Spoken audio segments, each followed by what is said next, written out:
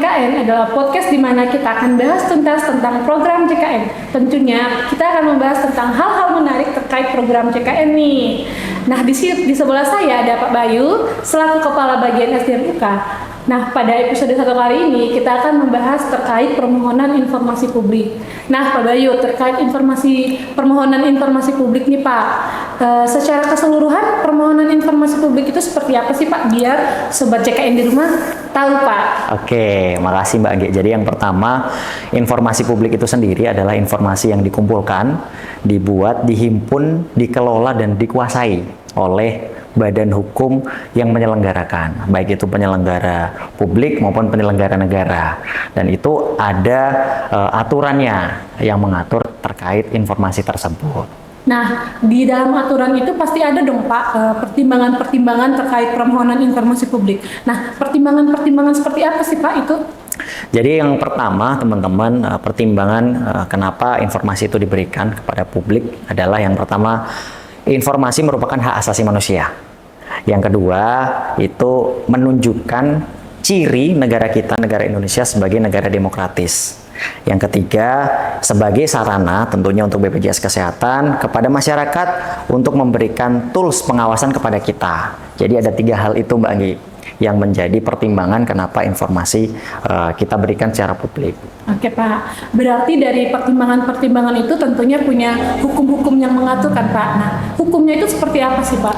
Jadi yang pertama, dasar hukum terkait informasi publik ini tentunya undang-undang Mbak G. Jadi ada Undang-Undang Nomor 14 Tahun 2008 tentang keterbukaan informasi publik.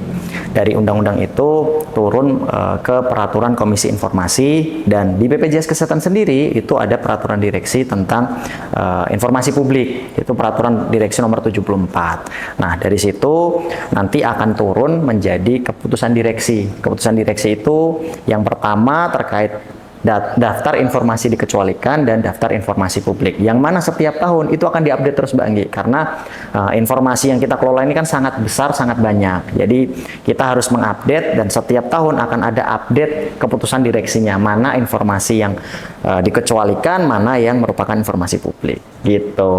Ya. Berarti hukum-hukumnya ini yang mengatur itu sudah sangat jelas ya Pak. Betul Mbak Anggi. Nah Pak, kan kita sudah membahas tentang dasar hukum, pertimbangan, dan permohonan informasi publik itu seperti apa. Nah, Sobat JKN di rumah juga pengen tahu Pak, bagaimana sih Pak kita melakukan permohonan informasi publik ke BPJS Kesehatan sendiri Pak? Oke, ini yang penting ya teman-teman. Jadi yang pertama, permohonan informasi publik di BPJS Kesehatan wajib disampaikan melalui namanya EPPID Mbak Anggi. Nah, itu ada websitenya, nanti mungkin bisa ditulis di sini ya Mbak Anggi ya. Websitenya EPPID BPJS Kesehatan. Dari situ nanti teman-teman bisa mengajukan gitu. Oke Pak, setelah mereka mengajukan lewat EPPID Pak, nah langkah selanjutnya itu seperti apa sih Pak? Oke, jadi setelah tahu tempat pengajuannya, selanjutnya yang pertama tentunya teman-teman harus membuat akun EPPID. Jadi seperti medsos Mbak Anggi, ya, Pak. Nah, setiap kita ada tempat baru, kita harus bikin akun terlebih dahulu. Nah, kita bikin akun terlebih dahulu, nanti kita baru setelah bikin akun kita akan buat pengajuannya, seperti itu. Oke Pak, berarti kita melakukan pengajuannya kan lewat website EPPIDB ya kan Pak. Terus ini Pak, bagaimana pemohon informasi publik ini tahu Pak kalau kita mengajukan permohonan informasi publik itu lewat website EPPIDB. Teman-teman pemohonan informasi publik ini membuat akun EPPIDB, tentunya pasti ada dong dokumen-dokumen yang harus disiapkan oleh teman-teman pemohon informasi publik. Nah, itu dokumen-dokumennya itu seperti apa sih Pak? Oke, Mbak Anggi dan teman-teman, jadi setelah teman-teman membuat akun, tentunya nanti teman-teman harus mengisi formulir. Itu yang pertama. Nah, formulir itu berisi nama, kemudian NIK, kemudian nomor kepesertaan JKN yang tentunya harus aktif Mbak Anggi. Kemudian nanti dilengkapi dengan beberapa dokumen. Yang pertama adalah surat pengantar dari lembaga teman-teman, kampus ataupun perusahaan teman-teman. Nah, selanjutnya nantinya setelah itu disiapkan, dokumen lain yang diperlukan adalah KTP. Kalau teman-teman adalah WNI, kalau teman-teman WNA maka perlu disiapkan paspor ataupun kitas. Selanjutnya, apabila ini berkaitan dengan penelitian, Mbak Enggi, maka perlu proposal penelitian itu dilampirkan. Nah, apabila ini berkaitan dengan wawancara atau observasi, maka dilampirkan pula daftar pertanyaan terhadap calon narasumbernya.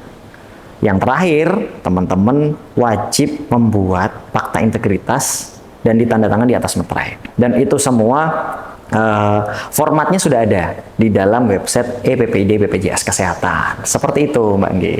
Oke, Pak Bayu, berarti di dalam website EPPID BPJS Kesehatan ini sudah tersedia semua ya, Pak? Betul, betul, Mbak Enggi. Itu tuh bagaimana mereka melakukan pemohon Betul. mengambil permohonan informasi publik. Betul, jadi tinggal menyiapkan dokumen yang ada di dalam EPPID formatnya dan dokumen yang memang dari masing-masing, seperti contoh tadi KTP, pengantar penelitian itu kan dari masing-masing ya Mbak Anggi ya. Kalau di luar itu contoh tadi fakta integritas, formulir itu sudah ada formatnya, ada di website EPPID. Berarti Sobat JKN tidak perlu mencari-cari lagi ya Pak, dokumen Betul. apa yang harus dipersiapkan, seperti apa ya Pak, tinggal mereka langsung ngambil dari website EPPID BPJS Kesehatan. Betul sekali Mbak Anggi. Nah, Pak, langkah selanjutnya setelah Sobat JKN di rumah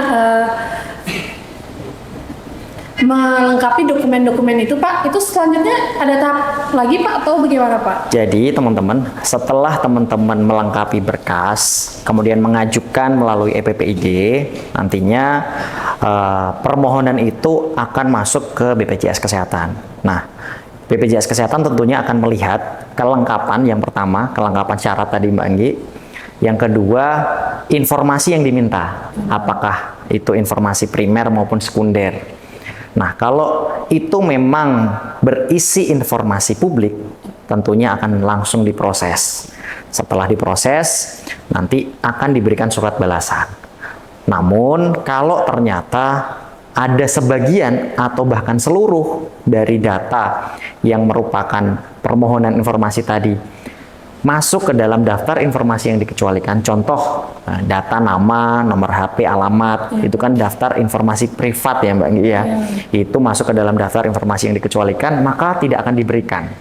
Nantinya BPJS Kesehatan itu akan memberikan surat tanggapan atau surat balasan berdasarkan permohonan teman-teman tadi.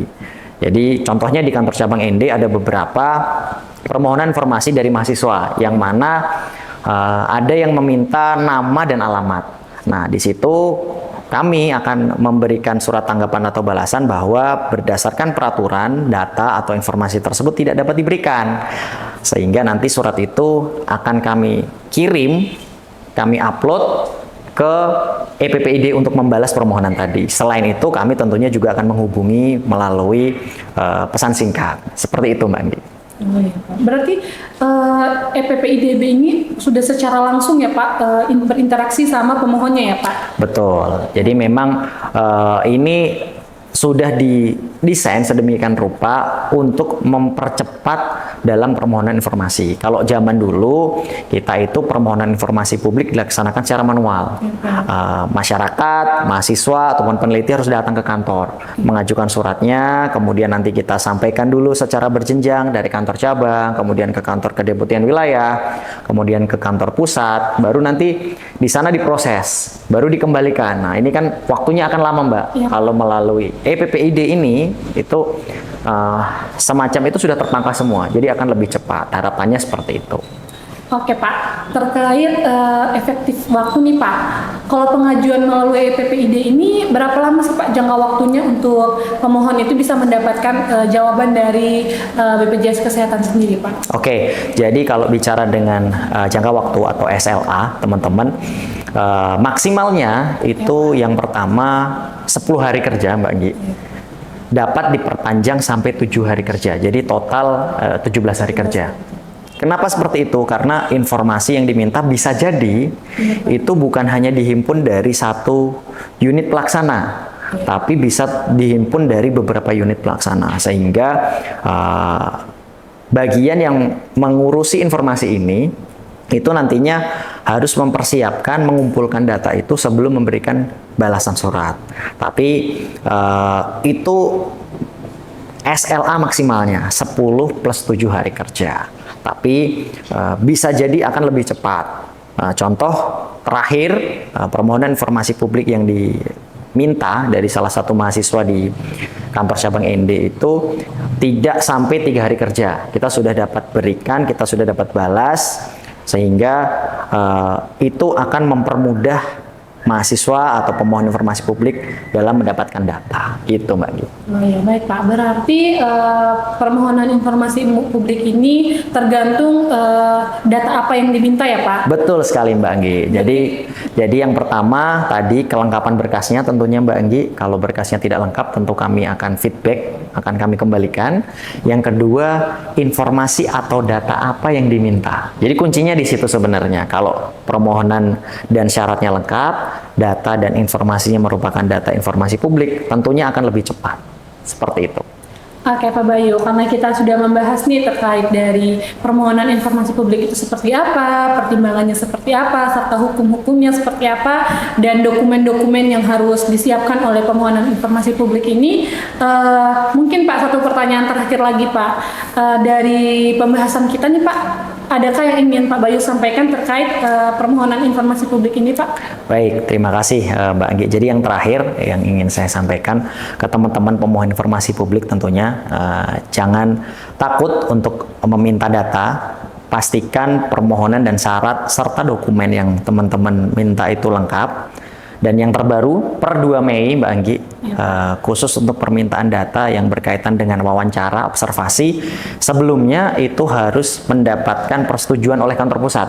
Namun, per 2 Mei 2025, apabila lingkup berada di kantor cabang, maka izin penelitian itu hanya dikeluarkan oleh kepala cabang, sehingga akan memangkas birokrasi dan waktu daripada waktu yang sebelumnya.